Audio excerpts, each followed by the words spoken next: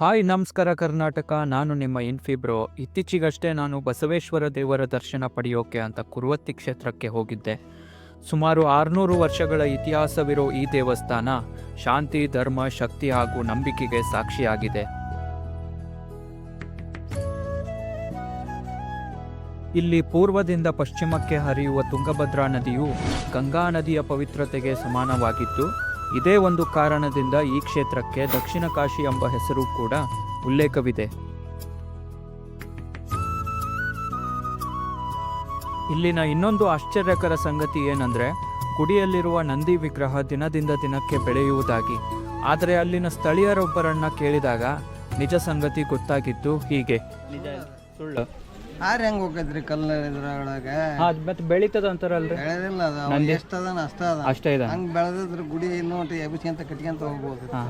ಮತ್ ಬಾಳ ಜನ ಅದೇ ತಿಳ್ಕೊಂಡಾರ, ಬೆಳೆಯತೈತಿ ಬಸವಣ್ಣ ಅಂತ ನಾವೆಲ್ಲ ಹೇಳಿ. ಒಳಗ್ ಹೋಗಿ ನೋಡಿವಲ್ರಿ, ನಮಗ ಗೊತ್ತೈತಿ ಆರಿಗಿರಿ ಏನು ಬಿಡದಲ್ಲ ಎಲ್ಲ ಅದಾಗ ಕಟ್ಟಕತೆ ಮಾಡಿ ಆಡಿದ್ರು.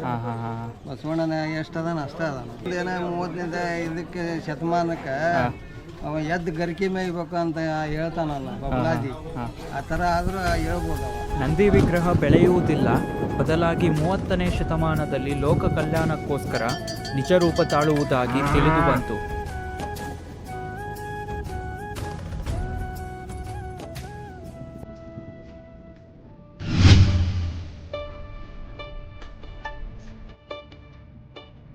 ಇಲ್ಲಿನ ಕಲಾತ್ಮಕ ವಾಸ್ತುಶಿಲ್ಪ 2 ಸಾಮ್ರಾಜ್ಯದ ಕೊಡುಗೆಯಾಗಿತ್ತು.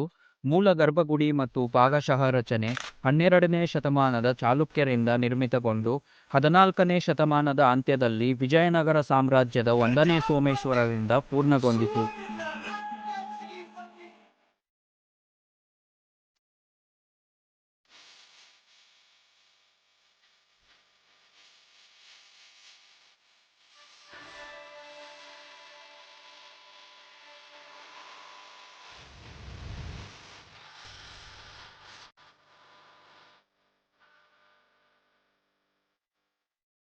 ಇಲ್ಲಿ ನಡೆದ ಭಾವನಾತ್ಮಕ ಸಂಗತಿ ಏನಂದ್ರೆ, ವಿಜಯನಗರ ಆಳ್ವಿಕೆಯ 1ನೇ ಸೋಮೇಶ್ವರರು ತಮ್ಮ ಅಂತ್ಯಕ್ರಿಯೆಗೆ ಇದೇ ಜಾಗವನ್ನ ಆಯ್ಕೆ ಮಾಡಿದ್ದು ಇಲ್ಲಿರುವ ತುಂಗಭದ್ರಾ ನದಿಯಲ್ಲಿ ಸ್ವಯಂ ದೇಹತ್ಯಾಗ ಮಾಡಿರುವುದಾಗಿ ಇತಿಹಾಸ ಹೇಳುತ್ತದೆ.